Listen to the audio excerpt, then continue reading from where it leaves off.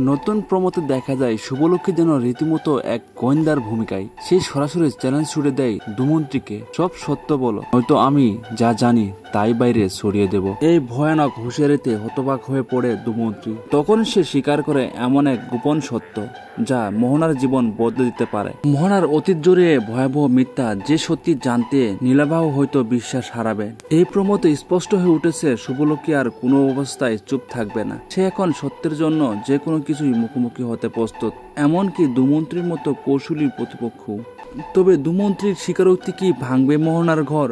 প্রশ্ন একটাই, এই গোপন তথ্য সামনে এলে মোহনার দাম্পত্য জীবন কি বিপর্যয় হয়ে যাবে? লীলাভ কি পারবে তার পাশে দাঁড়াতে, নাকি মিথ্যার দায়ে সারকার হয়ে যাবে মোহনার বিশ্বাস? অন্যদিকে দেখা যাবে মোহনার কান্না ও ভাঙ্গন। মোহনা আজ নিজেকে একেবারে একা মনে করছে। সে বুঝতে পারছে এক অজানা ষড়যন্ত্র তাকে ঘিরে ধরছে। শুভলক্ষ্মী বনাম দুমন্ত্রীর যুদ্ধ এখন প্রকাশ্য। শুভলক্ষ্মী আজ বুঝিয়ে দিল সে এবার আর পিছপা হটবে না। আজকের পর্বের মূল চমক হলো মোহনার জীবনে অজানা অধ্যায় প্রথমবার প্রকাশ্যে আসে। দুমন্ত্রীর মুখোশ খুলে যাচ্ছে একটু একটু করে। শুভলক্ষ্মী দুমন্ত্রীর কার্যক্রমে তীব্র হচ্ছে।